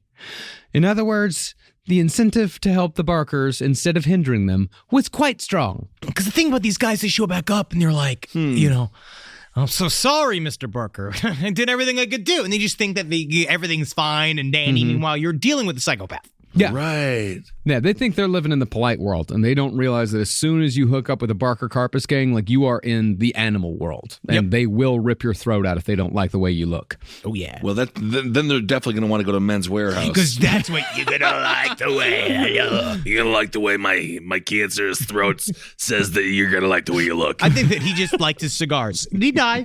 I think that guy might be dead. Maybe. So, with Doc back in the gang, he, Fred, Alvin Karpis, Lawrence Duvall, William Weaver, and a new guy named Vern Miller. Hi. Hi, I'm Vern. Hey, Vern. Yeah. When'd you get here? You know what? I'm not even really sure. Okay. Yeah. Well, welcome. Well, they robbed the Third Northwestern Bank of Minneapolis in December of 1932. Now, this job was a little riskier than the ones the gang usually pulled. This bank was nestled in a triangular manner on the corner of a busy street and had large glass windows exposed to the public on all three sides. But, as Karpis put it, they sometimes did risky jobs deliberately to interject some extra excitement into their work. Man, it's already pretty exciting. But it's like the people who, like comedians who lose the audience on purpose. Where we'll be like, we're going to try to get killed with this one. Come on, guys. Hey, Vern. Yeah? Why don't you do this one nude? You know what? I am new, so if this is some kind of hazing ritual, I guess, whatever you guys want me to do, because it seems to be if I don't, you might shoot me in the back of the head. Naked bank robbing. So, once the crew busted in with Tommy guns and revolvers, they took the bank tellers to the vault, all while people easily watched everything happening from the outside. Distraction. Look at my taint. Look at me. I'm barking like a dog. I'm doing a ballerina dance. You can see my wiener. Hey, everybody, distraction. This is what I plan to do. You're the best. Now, this wasn't quite as foolhardy as it might seem, because even though they were taking a risk, they still operated as professionals. See, for daytime robberies, the gang tried to always do it on the afternoon shift change, when the day cops were going in and the evening cops were coming out. And that would give them the minutes or even the seconds they needed to safely get away. But on this particular day, two officers named Ira Evans and Leo Gorski were running behind schedule just a mile away from the bank. And when an employee managed to hit the alarm, the two tardy officers came running. We coming. Gorski. We coming. Gorski is Ed Larson's maiden name. Is that right? Huh. No kidding. Unfortunately for them, though, they were just two Keystone cops against a hardened gang of criminals with machine guns. Hey, you stop your crime. Oh, you man. stop your crime. I will chase you around this stage wagon for a while, and then we'll all fall down together in tandem. It's funny. Yeah, Gorski, I think we're in over our heads here, buddy. Yeah, I'm just another Polish police officer who's not good at it. I know. By the end of it, Evans had been Swiss cheesed with 20 bullet wounds, while Gorski fell dead with 5. And as the robbers ran to their getaway car following the murders of Evans and Gorski, reinforcements were just starting to show up. But Lawrence Duvall, while he was running to the car, he slipped, he fell, and he accidentally shot out one of the tires on the getaway car. Oh my God! No, but you're gonna get a demerit. You are so many demerits. Oh yeah. But this barely slowed down the gang, and when the rubber broke free on the tire, they got away driving only on the rim. This time, though, they had a second getaway car waiting just in case the first one got shot up, which it had. But as they were transferring from the hot car to the new one, the situation spun out of control again. Just as they were almost done transferring license plates on the side of the road, as an extra measure, 2 old men pulled up in a jalopy and asked if the boys needed help. Fred waved them on, telling them, get going. Everything's fine. Get out of here. But the driver just couldn't help but be curious. Oh, you know what you're going to want to do there. What you're going to want to do there. I see how your car's not running. You're going to want to get the car running. Let me just get out of this car. Get out of here, Do you bro. want some soup? Do you want some soup? No. I got my buddy. Tell me, do you want to listen to a record with me? Come on, let's be nice. You've had your last Reuben sandwich, my friend. He stuck his head out to try and figure out what was really going on, and it was in that moment that Fred pulled out his gun and shot the old man in the face. The passenger, thinking quickly, moved the dead body from behind the wheel and sped away before Fred lost his patience even further and did the same to him. In all, 3 people were dead in the only robbery Alvin Karpis truly regretted. He later wrote that the take was, quote, a paltry sum in view of the shooting and lives lost, not to mention the loss of the vehicles. I tell you what, I actually finally do understand. I am creepy. So, since the heat was higher than it had ever been following this debacle in Minneapolis, the gang split the money and went their separate ways, agreeing to meet up in Reno, Nevada when the heat died down. That's where criminals go to relax. Absolutely. Yeah. Everyone else left Minnesota, but Lawrence Duvall decided, fuck it, and he just went back to St. Paul. There, he was arrested on a drunk and disorderly charge during a party at his own apartment. Oh, that's difficult. Yeah, how do you do that? I don't know. Oh, yeah. I guess you have a really big party. The cops get called because you're too loud. Pay your fucking salary. Yeah. As soon as you say the terms "my taxes pay your salary," that's when that's when the processing really starts. And they put you in the car. It's somewhat factual, though, isn't it? It's somewhat factual, but it is a one-way ticket to prison, or at least to jail. It's a one-way ticket to a night in jail. Yeah, it's how you do it. It's how you do it. If you want it, that's how you do it. But that's kind of nice to actually go to jail because our taxpayers' dollars also pay for that. Yeah, it's nice. So let's use it. Let's use all the stuff we got for you. Yeah. So after he got arrested on the drunk and disorderly charge, the cops searched his apartment. They found money from the 3rd Northwestern robbery, and it's just like that fucking deli over on Graham Avenue in Brooklyn. They found a notebook containing the names and addresses of other bank robbers. I just feel like, why is it in writing? I don't know. Why is it in writing in any way, shape, or form? You deal in secrets. Yeah. So they pinched him for the robbery. And because they pinched him for the robbery, they also pinched him for the murders of those 2 cops. And for his part in the deaths of those 2 officers, Duvall pled guilty to second-degree murder in 1933 and was sentenced to life in prison. These were not, however, Duvall's only murders. Remember how I said Lawrence Duvall was a psychopath? Reportedly, before he was in the Barker gang, he had murdered 8 other people. Including 3 cops. I imagine them finding out after the fact in the newspaper and just being like, man, Larry wasn't fucking around. No, Larry's very serious. He was not laying low. He was quite loud with it. But that's not the end of Larry's story. Within 4 years of his sentence, Duvall was transferred to the St. Peter Hospital for the Criminally Insane. Whoa, cool. It's Arkham. But he only stayed there until 1936. In that year, this sounds fucking terrifying, he and 15 other inmates staged a mass breakout. Just you can imagine that 16 inmates escaped from the local hospital for the criminally insane, and you just don't know where the fuck they are. I mean, it's the start of every horror movie. It's the beginning of every new Batman arc. Yeah. They all escape. Everybody escapes. He's got to round them back up. But I tried to find information on this. I couldn't find any information on this. But it's a fascinating guy. I want to get into that, more about escapes or mental asylums. Yeah. Well, Duvall immediately robbed a bank and then fled to Oklahoma, where he was cornered by police in a bar in Enid. After asking the cops to let him finish his beer, Duvall pulled a revolver, killed one more cop instantly, and fled the tavern on foot.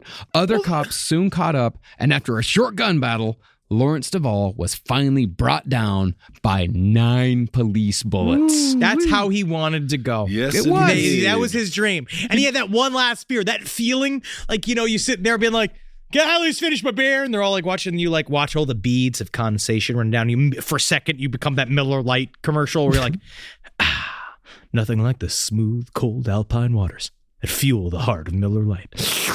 And then you get to go and fucking kill a bunch of cops and fucking get shot by the cops. It's fucking wild. Alpine Waters would probably infer it was Coors. Wow. Yeah, that's true. That is because the real... Miller Lite is more of a Wisconsin beverage. That is real experience. And that's another Adolf right there.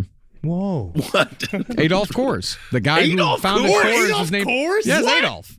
Yeah. Oh, weird. Oh, man. That sounded good. We should have changed it to Rudolph or something. Yeah. That was back in the day when all the beer companies were owned by German men. Beer in this country was all German immigrants. Yeah. Coors, Schlitz, Schaefer, all Miller.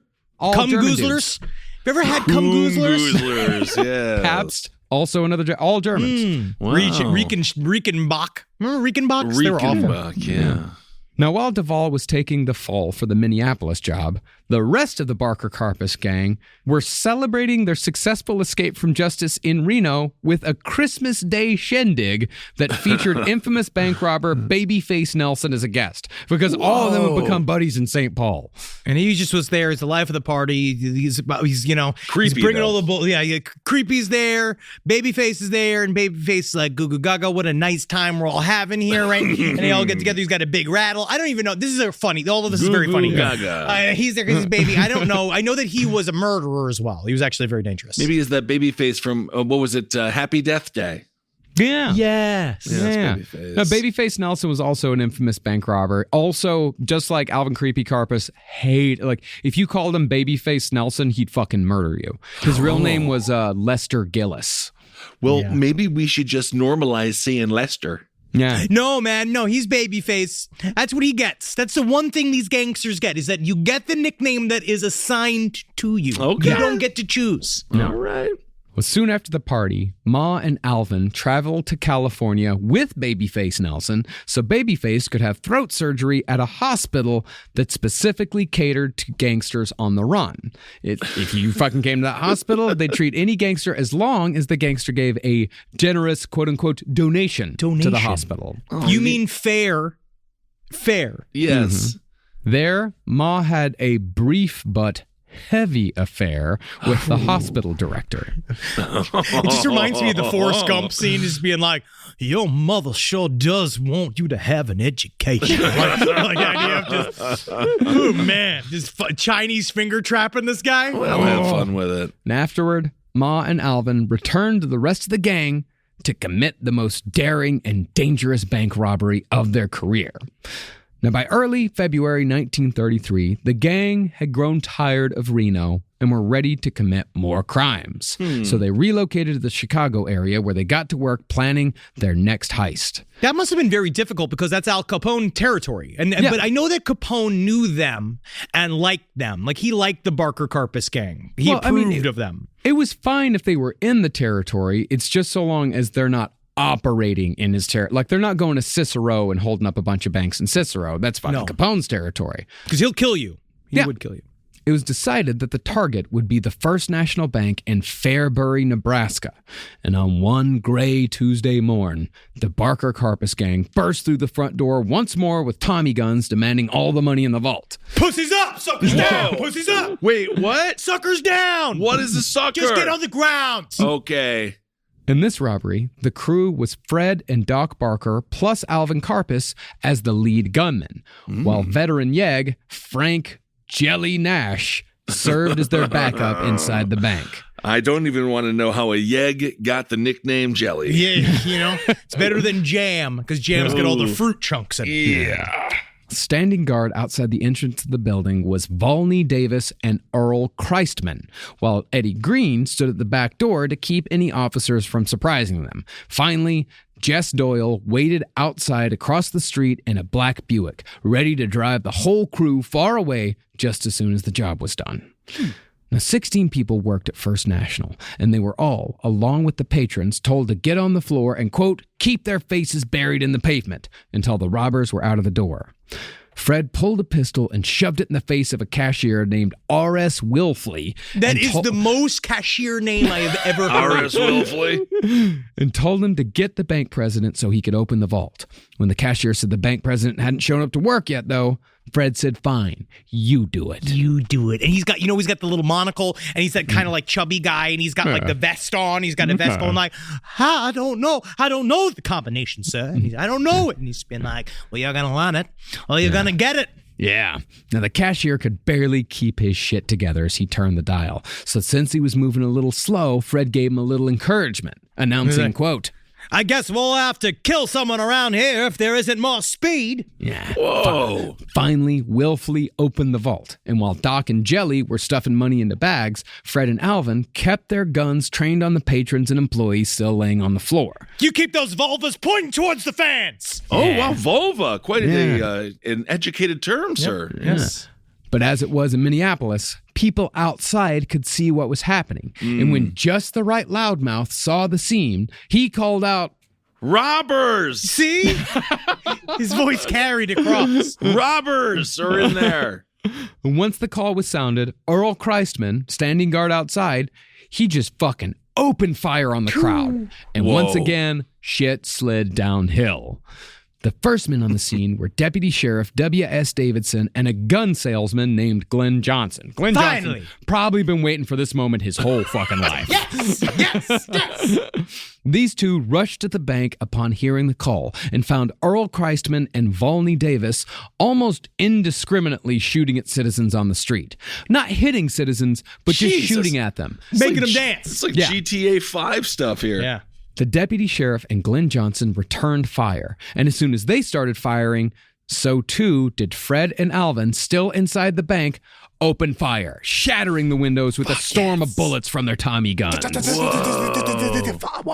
And as more cops began pulling up, Christman loaded another 50-bullet drum into his machine gun and opened fire on them, hitting one security guard, but also catching a bullet in the stomach himself, his first bullet of many. Now, it was obvious to Fred and Alvin that they couldn't escape out the front door unscathed, so they grabbed two hostages and shot out the window along the entranceway.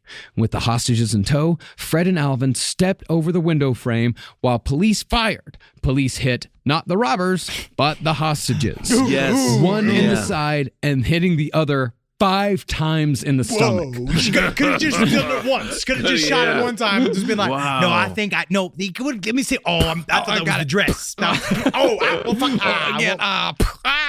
Well, shit. I mean, I thought that was a part of her hat. Tossing the injured hostages aside, Fred and Alvin grabbed 2 fresh ones who were just coming out of a nearby medical clinic. Earl Christman, meanwhile, was being hit again and again, but all without falling down or stopping his hail of bullets. It's like a movie. Finally, getaway driver Jess Doyle, I say Jess Doyle's fucking MVP here. He managed to pull up to the curb and slow down just long enough to get all 6 robbers, including the gravely wounded Earl Christman, either into the vehicle or onto the running boards. With the 2 hostages, again held outside to discourage cops from firing, the robbers sped away, again leaving a trail of roofing nails in their wake. And when Jess stopped 50 miles outside of town, they found no one had followed them. Whoa. The women were then gently dropped off on the side of the road. And Here's once your they hat. Here's a couple of plugs for the bullets. You just enjoy the scenery. You're okay. Also, we're just going to apologize for what happened back there. Hey, we're just things got out of hand. That was a little crazy for us. It's on me. Yeah. And once the girls were out of sight, Jess stopped again so they could check on Earl. Earl was, needless to say, in pretty bad shape. I think I'm fucking dying here, man. I'm fucking dying here, bro. Not judging by all the blood. Yeah. I'm bleeding a lot here, man. Yeah. Alvin, trying to do what he could, poured whiskey over the wounds and packed them with towels. That fucking sucks, man. It doesn't do anything, man. Does your bullet wound want to get hammered? No, I am getting hammered, man. Yeah. Finally, they gave him a shot of morphine that had been brought along for just such an eventuality. From there, they managed to keep Earl alive until Kansas City, where they went to another medical safe house belonging to a man named Vern Miller. Fred, Alvin, and Eddie Green traveled on to St. Paul with the stolen money from the robbery, but Doc, Volney, and Jess stayed with Earl, saying they'd join them in St. Paul once Earl stabilized. I don't think I'm fucking stabilizing you, man. I think I'm fucking sliding here, dog. Yep, most likely. You look horrible. Don't insult me, man. Well, it's just all the blood, all the holes. Give me some makeup, man. Remember when you woke up today and you didn't have a bunch of holes in your body? Yeah, I only have the standard holes. Isn't that weird? But the wounds were too much, and Earl died in the early hours of April 5th, 1933. The 3 gang members who had stayed behind buried Earl in a secret location outside of town, then joined the rest back in St. Paul. Now, after the deadly debacle that was First National, the gang decided to go a little easier by robbing a Federal Reserve handcart in Chicago, as was suggested by Chicago gangster Shotgun George Ziegler.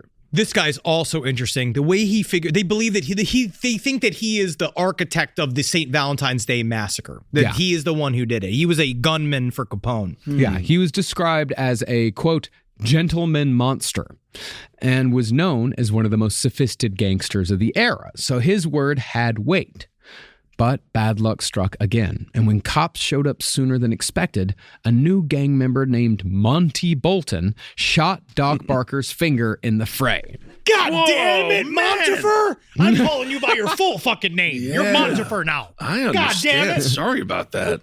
Reportedly, Doc was actually less upset about the wound and more pissed that Monty had blown a diamond off his favorite ring. Yeah, that's a gangster attitude. It makes sense. Now, that was the totality of the casualties in the handcart heist. But when the gang got back to their hideout, they found that they'd stolen nothing but worthless checks and had almost been killed in the process. Oh, my goodness. See, in the 7 years since they began pulling bank jobs, bank robbing had become a hell of a lot harder, and each job seemed to be bringing the Barker boys and Alvin Karpis that much closer to a bloody end. Because people started to recognize bank robbers' tactics, and they started putting guys with guns in the banks. They started to understand, like, oh, we as a community also need to watch our banks. So, like, we had a lot more people armed and ready, because the thing is, they're getting more and more publicity as bank robbers again and again. It is becoming this huge deal, but then the bank itself is the center of a lot of these towns. So people are starting to understand, we all need to police it as well.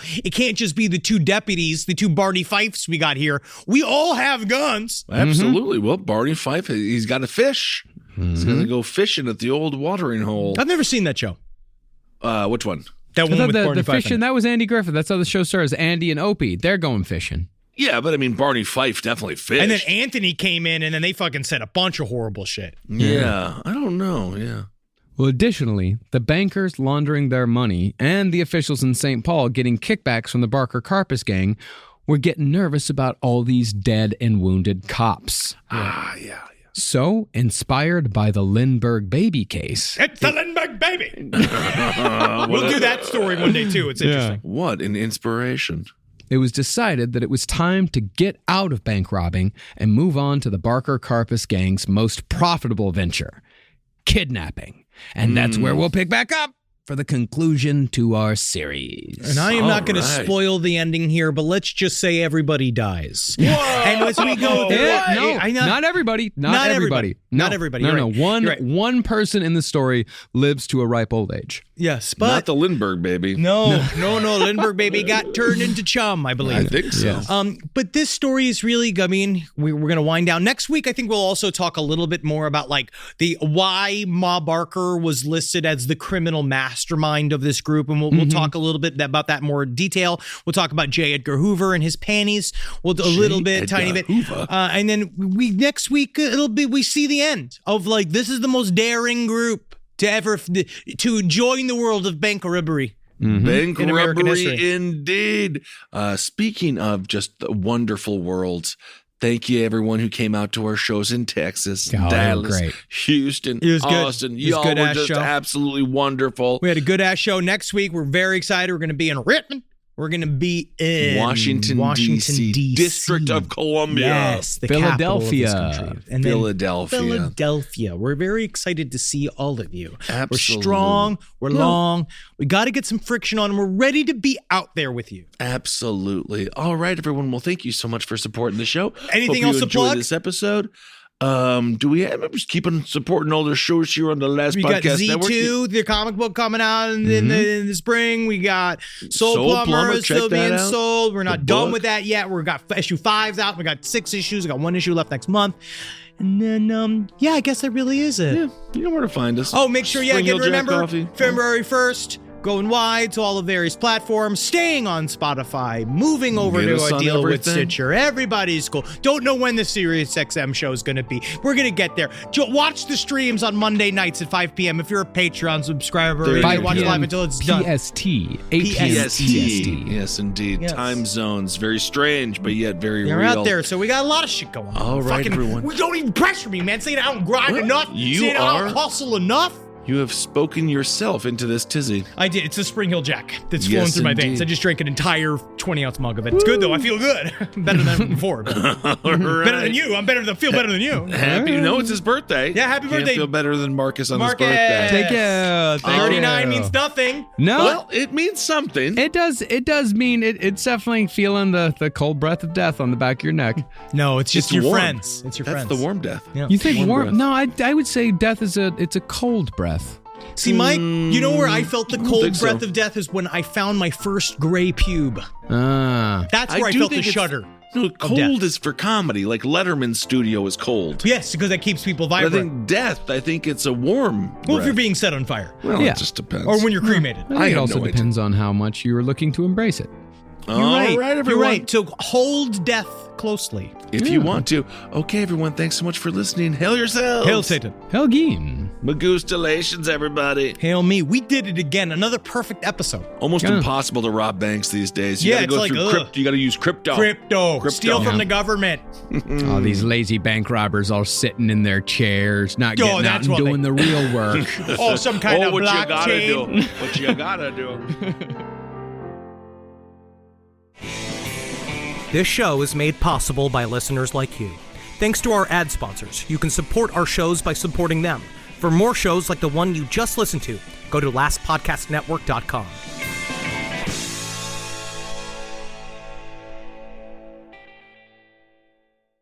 Back to school season. You've got the new backpack, the folders, the 17 highlighter colors, but there's one essential that never makes the shopping list. Their pillow. And we all know better school days start with better sleep, so we've got big news.